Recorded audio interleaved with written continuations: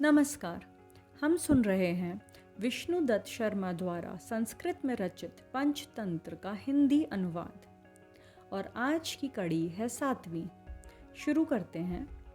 दमनक ने पिंगलक, जो कि एक सिंह एवं राजा है, उससे कहा, हम लोग श्रीमान के वंश क्रमागत सेवक हैं और आपत्ति काल में भी आगे रहते हैं। हालांकि दुर्भाग्य से हमें हमारा मंत्री पद का अधिकार नहीं मिल पाया है, इसलिए श्रीमान के लिए यह उचित नहीं है कि हमें श्रीमान भूल ही जाएं, क्योंकि कहा गया है कि सेवकों और आभूषणों को हमेशा उचित स्थान पर ही रखना चाहिए। मैं प्रभु हूँ, मैं महान हूँ, मुझे कोई कुछ नहीं कह सकता, यह सोचकर चूड़ामणि को पैर में नहीं बांधना चाहिए, अर्थात सिर में पहनने वाली वस्तु को पैर में नहीं बांधना चाहिए, क्योंकि जो स्वामी सेवकों के गुणों को नहीं समझता है या समझकर भी अवहेलना या उनको यथा योग्य मानना या पद प्रदान नहीं करता है, वो चाहे जितना भी धनाढ्य, कुलीन, परंपरागत क्यों ना हो, सेवक उसका अनुगमन नहीं करते और अवसर पड़ने पर छोड़ भी देते हैं।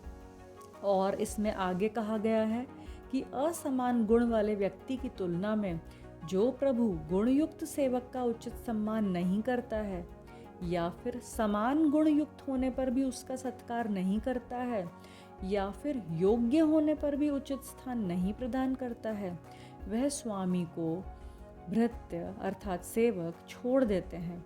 योग्य व्यक्ति की अयोग्य के साथ तुलना करने से या समान योग्य होने पर एक को नीची दृष्टि से देखने से या फिर योग्यता रहने पर भी उचित स्थान न मिलने से सेवक स्वामी का परित्याग कर देते हैं।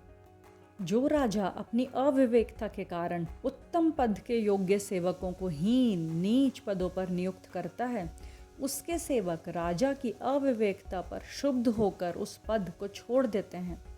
उन पदों के त्याग में सेवक का कोई दोष नहीं होता, वह राजा का ही दोष होता है कि उन सेवकों को उचित स्थान नहीं प्रदान करता, क्योंकि कहा गया है कि सोने में जड़ने योग्य मणि को यदि रांगे में जड़ दिया जाए तो वह मणि कोई आपत्ति नहीं करती, किंतु उसकी शोभा समाप्त हो जाती है और देखने वाला मणि की निंदा नहीं करता, वे जौहरी की ही निंदा करते हैं जिस जौहरी ने इस प्रकार की मूर्खता का कार्य किया है। फिर दमनक ने पिंगलक से कहा, श्रीमान ने जो यह कहा है कि बहुत दिनों के बाद दिखाई दिए, इसका भी उत्तर दे देता हूँ। जहाँ पर दक्षिण और वाम हाथ में किसी प्रकार का भेद नहीं समझा जाता, उस स्थान में अन्य स्थान पर जो संपन्न हो गए हैं ऐसे व्यक्ति निवास नहीं करते। जिस राजा के यहाँ योग्य और अयोग्य सेवकों की कोई पहचान नहीं है, उस राजा के आश्रय में अन्यत्र गति संपन्न कौन ऐसा व्यक्ति है जो निवास करेगा?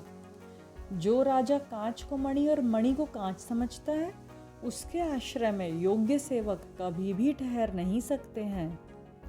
जहाँ पर लोहित मणि और पद्म रागमणि में किसी प्रकार का अंतर नहीं समझा जाता, उस स्थान में रत्नों का व्यापार कैसे किया जा सकता है? स्वामी जब योग्य और अयोग्य सेवकों के मध्य किसी प्रकार का भेद नहीं रखकर सबके साथ समान व्यवहार करने लगते हैं, तो कर्तव्यपरायण और उद्यमी व्यक्तियों का उत्साह समाप्त हो जाता है।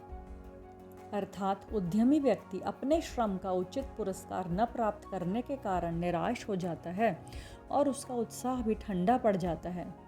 राजा के बिना सेवक और सेवक के बिना राजा का कार्य चलना कठिन होता है।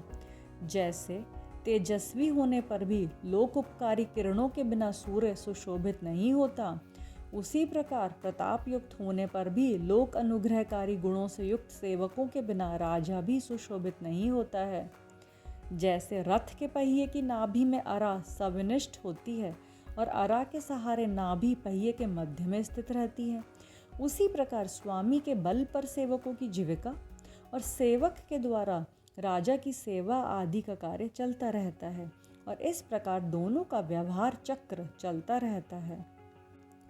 तेल आदि के द्वारा नित्य संरक्षित तथा सिर पर निरंतर धारण किए जाने पर भी केवल एक ही दिन के तेल अभाव से जब केश रूखे और विवर्ण हो जाते हैं, तो सेवक क्यों न हो जाएं?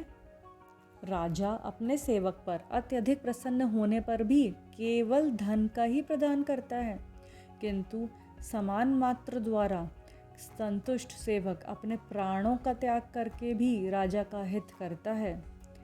इन बातों को ध्यान में रखते हुए राजा को कार्यकुशल, कुलीन, पराक्रम युक्त, सशक्त, अनुरक्त तथा क्रमागत सेवकों को ही सेवा में रखना चाहिए। राजा उन्हीं सेवकों को सहायवान होते हैं जो राजा के कठिन से कठिन कार्यों को करने के पश्चात भी स्वयं को गुप्त रखते हैं और लज्जा के कारण उस कार्य की चर्चा तक राजा के समक्ष या अन्यत्र नहीं करते हैं। जिस व्यक्ति के ऊपर निशंक मन से कार्य का भार समर्पित होने के बाद राजा निश्चिंत हो सकता है, वही व्यक्ति अपनी पत्नी के समान हितकारक और राजा का सच्चा सेवक होता है। जो सेवक बिना बुलाए ही राजा के यहाँ पहुँच जाता है और उसके द्वार पर स्थित रहता है तथा कुछ पूछने पर सत्य और परिमित शब्दों में उत्तर देता है, वही राजा के योग्य होता है। अर्थात राजा को ऐसे व्यक्तियों को ही राज सेवा में नियुक्त करना चाहिए। राज सेवा के योग्य वही व्यक्ति होता है जो राजा की आज्ञा के बिना ही राजा के लिए हानिप्रद वस्तु को देखकर उसे रोकने का प्रयत्न करता है। जो पुरुष मार खाने, डांटे जाने, कुवाच्य द्वारा तिरस्कृत किए जाने पर और दंडित होने पर भी राजा के प्रतिकूल कोई बात नहीं सोचता, वही राजा का सच्चा सेवक कहा जा सकता है। राजा द्वारा सम्मानित होने पर गर्व और अपमानित होने पर दुख का अनुभव न करके अपने मनोगत भावों को सदा गुप्त रखने वाला व्यक्ति ही राज सेवा के उपयुक्त होता है। भूख, निद्रा, शीत, धूप आदि की चिंता न करके राजा की आज्ञा का पालन करने वाला व्यक्ति ही राज सेवा के योग्य होता है। जो व्यक्ति राजा के द्वारा निकट भविष्य में प्रारंभ किए जाने वाले युद्ध के प्रसंग को सुनकर प्रसन्न होता है, वही राजा की सेवा के योग्य होता है। जिस व्यक्ति के अधिकारी होने पर राज्य की सीमा शुक्ल पक्ष के चंद्रमा की तरह निरंतर बढ़ती रहती है, वही व्यक्ति राजा की सेवा के उपयुक्त होता है। और जिस व्यक्ति के अधिकारी होने पर राजा की सीमा अग्नि में डाले गए चमड़े की तरह दिन प्रतिदिन सिकुड़ती रहती है, ऐसे व्यक्ति को राज्य की कामना करने वाले राजा को सेवा से बहिष्कृत कर देना चाहिए। और मेरे प्रति यह गीदड़ है, ऐसी हीन भावना धारण करने को अवज्ञा स्वामी द्वारा की जाती है, वह भी निर्मूल है। क्योंकि कहा गया है कि कीड़ों से रेशम, पत्थर से सुवर्ण, गोरोम से दूर्वा, पंख से कमल, समुद्र से चंद्रमा, गोबर से नीलकमल, काष्ठ से अग्नि, सर्प से फण और उससे मणि और गोपित से गोरोचन की उत्पत्ति होती है। अर्थात यह तो स्पष्ट है कि गुणी व्यक्ति अपने गुणों के विकास से ही प्रसिद्धि प्राप्त कर सकता है, ना कि जन्म से। हीन कुल में जन्म लेने वाला व्यक्ति भी अपने समुचित गुणों के कारण महत्वपूर्ण स्थानों को प्राप्त कर लेता है। अपना अहित करने वाली यदि मूषिका है तो उसको भी मारना ही चाहिए, चाहे वह अपने ही घर में उत्पन्न क्यों न हुई हो। इसके विपरीत अगर अपना हित करने वाली बिल्ली ही है तो उसे भी अन्यत्र से ले आकर भोजन आदि दिया ही जाना चाहिए। भक्तिमान होते हुए भी निर्बल व्यक्ति से किसी प्रकार का हित नहीं हो सकता। यदि शक्तिमान व्यक्ति है किंतु अपना अहित चाहने वाला है तो उससे भी अपना उपकार नहीं हो सकता। तो राजा, मैं तो आपका भक्त और शक्तिमान दोनों ही हूँ, अतः आपको मेरी अवज्ञा नहीं करनी चाहिए। श्रृगाल की यह बात सुनकर पिंगलक बोला, जैसा तुम कहते हो वह भी सत्य हो सकता है, किंतु इस बात को यहीं छोड़ दो। तुम समर्थ हो या असमर्थ हो, इससे मुझे कोई लेना देना नहीं है। मेरे एक प्राचीन मंत्री के पुत्र हो, अतः कुछ कहना चाहते हो तो निर्भय होकर कह सकते हो। दमनक ने कहा, बृहस्पति का कहना है कि यदि राजा का कोई लघुत्तम कार्य भी हो तो उसे भी जन समुदाय में नहीं कहना चाहिए। दमनक ने कहा, इसलिए श्रीमान अगर मेरी बात को एकांत में सुने तो अधिक अच्छा होगा। आज की कड़ी में इतना ही। आगे जानेंगे कि एकांत में दमनक ने पिंगलक से क्या कहा। धन्यवाद।